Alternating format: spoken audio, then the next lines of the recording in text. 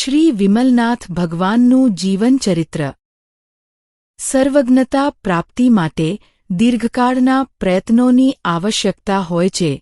માત્ર એક ભવનો પ્રયત્ન પર્યાપ્ત નથી. અનેક ભવોના પ્રયત્નો દ્વારા જ આત્માની ઉજ્જવળતા શક્ય બને છે. પ્રત્યેક તીર્થંકરે પોતાના પૂર્વજન્મોમાં વિવિધ રીતે સાધના કરી હતી અને કર્મો ખપાવ્યા હતા.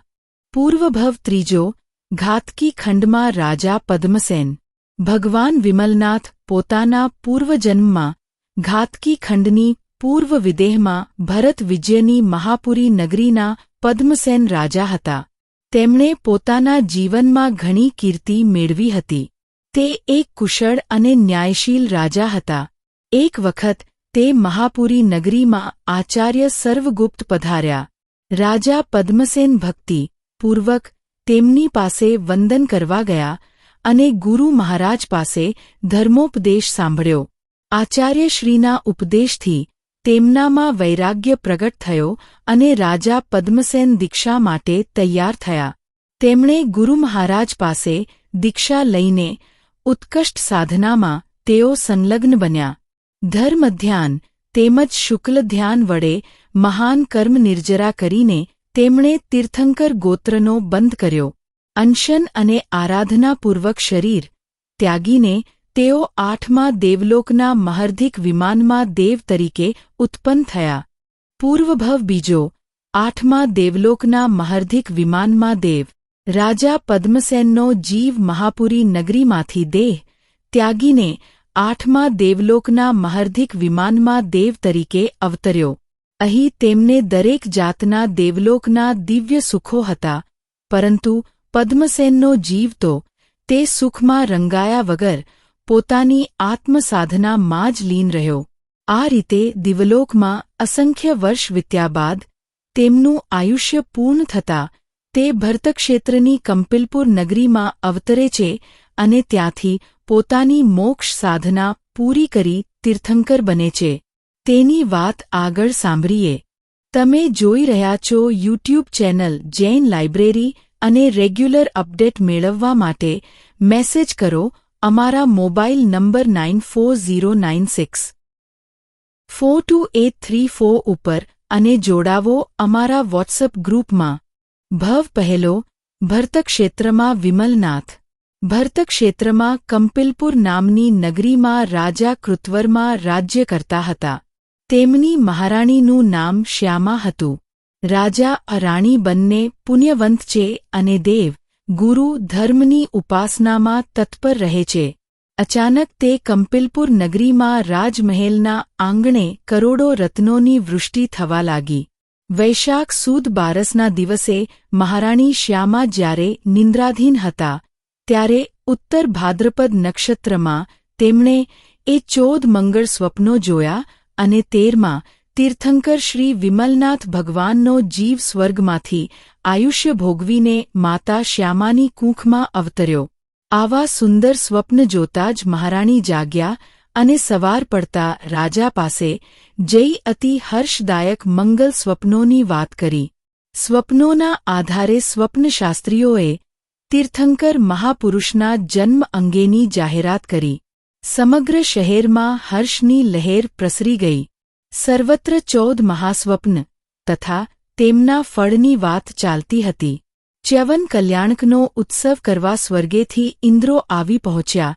તેમણે મહારાજા કૃતવર્મા અને શ્યામા રાણીનું તીર્થંકરના માતાપિતા તરીકે સન્માન કર્યું અને દિવ્ય વસ્તુઓ તેમજ વસ્ત્રાભૂષણો ભેટ આપ્યા.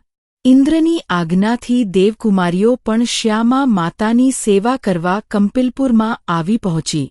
તે દેવીઓ આનંદપૂર્વક ચર્ચા કરીને માતાને આનંદ પમાડતી હતી ને પ્રભુનો મહિમા પ્રસિદ્ધ કરતી હતી. આ રીતે માતા શ્યામાનો સમય સુખમય પસાર થઈ રહ્યો હતો. ગર્ભકાળ સમાપ્ત થતાં મહાસુદ ત્રીજની મધ્યરાત્રિએ એ જ ઉત્તર ભાદ્રપદ નક્ષત્રમાં સુવર્ણકાંતિવાળા 3 લોકના નાથ શ્રી વિમલનાથ પ્રભુનો જન્મ થયો. ગર્ભકાળથી જ પ્રભુ 3 જ્ઞાનને ધરાવતા હતા.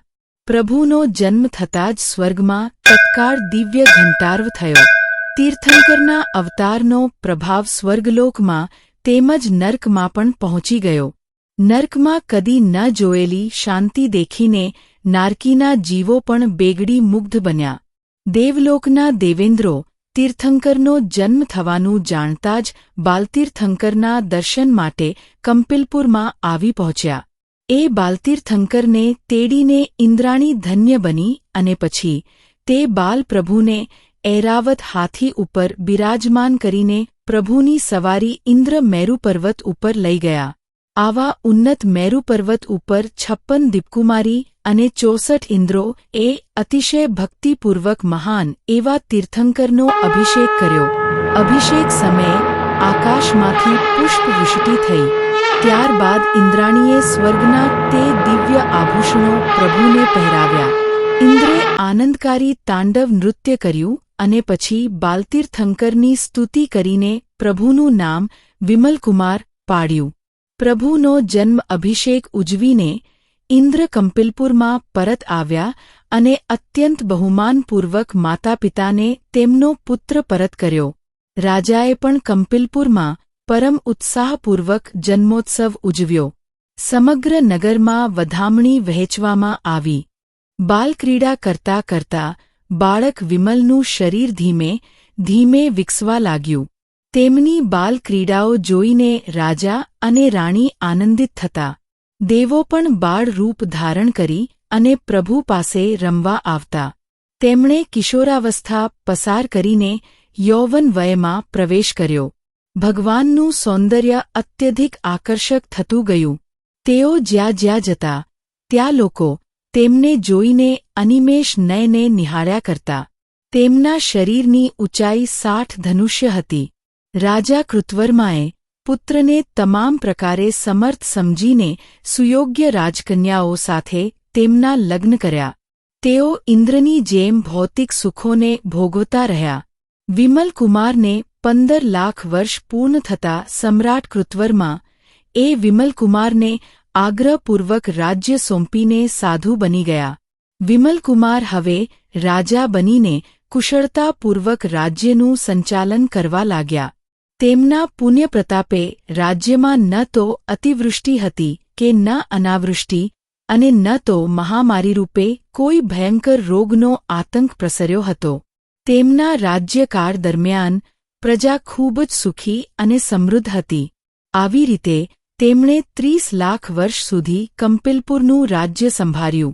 એક વખત વિચારમાં ડૂબેલા મહારાજા વિમલકુમારના ચિત્તમાં વૈરાગ્યની વીજળી ઝબૂકી ઉઠી. તેમનો આત્મા પોકારી ઉઠ્યો. ચેતનાનો દિવ્ય ચમત્કાર થયો. આવું વૈરાગ્ય ચિંતન કરતા કરતા પ્રભુને જાતિસ્મરણ જ્ઞાન થયું. વૈરાગ્ય પામી પ્રભુ વિમલનાથ જિંદીક્ષા લેવા તૈયાર થયા. પોતાના ઉત્તરાધિકારીને રાજ્યનો ભાર સોંપીને વર્ષિદાન દેવા પ્રવૃત્ત બન્યા. વિમલ પ્રભુની દીક્ષાની વાત સાંભળીને અનેક ભવ્યાત્માઓના દિલ પીગળી ઉઠ્યા. તેઓ પણ પ્રભુની સાથે દીક્ષિત થવાની તૈયારી કરવા લાગ્યા. લૌકાંતિક દેવોએ આવીને સ્તુતિપૂર્વક પ્રભુની દીક્ષાનું અનુમોદન કર્યું. ઇન્દ્રો દેવદત્તા નામની પાલખી લઈને આવ્યા.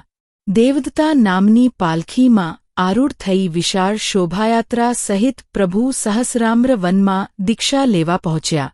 મહાસુદ ચોથના દિવસે સર્વજ્ઞ ત્યાગીને પ્રભુએ પંચમુષ્ટિ લોચ કર્યો અને સ્વયં દીક્ષિત થયા. તેમની સાથે 1000 મુમુક્ષુ એ પણ ચારિત્ર્ય ગ્રહણ કર્યું અને દીક્ષિત થયા. દીક્ષાના દિવસે પ્રભુને છઠનું તપ હતું. બીજા દિવસે ધાન્યકટ નગરના જય નામના રાજાને ત્યાં તેમણે ખીર વડે પારણું કર્યું. દેવોએ દુંદુભી વગડાવી અને પુષ્પવૃષ્ટિ મંગલવાજા વગેરે 5 આશ્ચર્ય પ્રગટ કર્યા અને અહો દાનમ મહાદાનમ એવી આકાશવાણી વડે દાનની પ્રશંસા કરી. 2 વર્ષ સુધી તેઓ છદ્મસ્થ કાળમાં સાધના કરતા રહ્યા.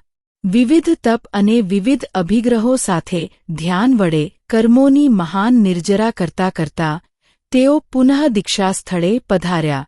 પોષ સુદ છઠના દિવસે શુક્લ ધ્યાનમાં આરૂઢ થઈને તેમણે ક્ષપક શ્રેણીમાં પ્રવેશ કર્યો ને પંચમજ્ઞાન પ્રગટ કરીને કેવળ જ્ઞાન પ્રાપ્ત કર્યું.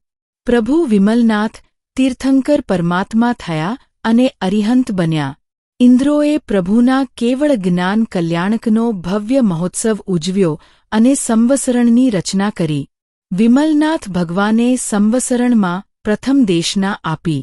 ભગવાનની ધર્મસભામાં દેવોની સાથે મનુષ્યો તેમજ તિર્યંચો પણ આવ્યાને પ્રભુની વાણી સાંભળી. પ્રભુની વિતરાગ વાણી સાંભળીને ઘણાય દેવો, મનુષ્યો તેમજ તિર્યંચો આત્મજ્ઞાન પામ્યા. 57 ગણધરો પ્રભુની સભાને શોભાવતા હતા. તે સંવસરણમાં તીર્થંકર પ્રભુની સમકક્ષ બીજા 5500 અરિહંત કેવરી ભગવંતો ત્યાં શ્રીમંડપની ઉપર આકાશમાં બિરાજતા હતા. અદ્ભુત હતું એ દૃશ્ય. એ પરમાત્મ સમૂહને જોતા જ આત્મા શાંતરસમાં થરી જતો હતો. તે ઉપરાંત ભગવાનના ધર્મદરબારમાં 4800 અવધિજ્ઞાની, 5500 મન પર્યયજ્ઞાની, 3200 ચર્ચાવાદી, 9000 વિક્રિયાલબ્ધિધારી, 1100 ચતુદર્શ પૂર્વી હતા. 12 અંગધારી અને ઉપાધ્યાય એવી વિશેષતાવાળા મુનિવરો સહિત કુલ 68000 મુનિવરો અને 1 લાખ સાધ્વી હતા. 2,08,000 શ્રાવકોને 4,24,000 શ્રાવિકાઓના ધર્મસંઘથી પ્રભુની ધર્મસભા અતિશય શોભતી હતી.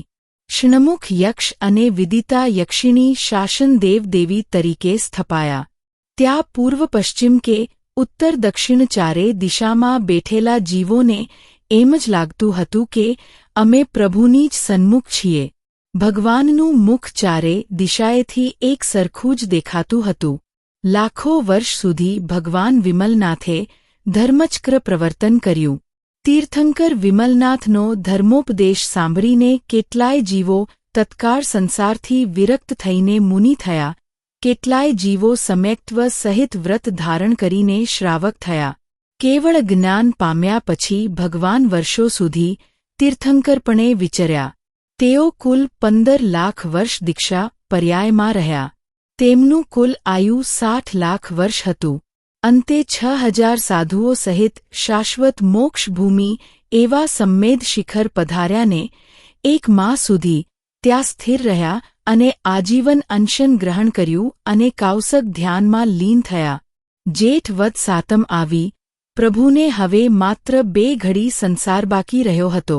બસ મોક્ષની તૈયારી થઈ. ક્ષણ માત્રમાં આયુષહિત ચારે અઘાતી કર્મો એ પોતાનું કર્મપણું છોડી દીધું ને પ્રભુ વિમલનાથનો આત્મા સર્વ વિભાવ રહિત પરમ શુદ્ધ સિદ્ધપદરૂપે પરિણમ્યો. તે સિદ્ધ પ્રભુ અનંત સિદ્ધો સદાકાળ જ્યાં બિરાજે છે એવી પરમ આનંદમય સિદ્ધ ભૂમિમાં જઈને બિરાજમાન થયા. 64 ઇન્દ્રોએ મળીને તેમનો નિર્વાણોત્સવ ઉજવ્યો. શ્રી વિમલનાથ ભગવાનનું જીવન ચરિત્ર અહીં પૂર્ણ થાય છે. જૈન ધર્મના ઇતિહાસમાં આવી ઘણી પ્રેરણાદાયી કથાઓ સમાયેલી છે, જેમાંથી આપણને ત્યાગ, ભક્તિ અને અહિંસાનો અમૂલ્ય સંદેશ મળે છે. આ કથાઓમાં સાધુ સાધ્વીઓ, રાજારાણી અને ભક્તજનોની અદ્ભુત આસ્થા અને જીવન મૂલ્યો દર્શાય છે. જૈન ધર્મના તે તેજસ્વી તારલાઓની પ્રેરક કથાઓ સાંભળવા માટે અમારી ચેનલ જૈન લાઇબ્રેરીને સબસ્ક્રાઇબ કરવાનું ભૂલશો નહીં.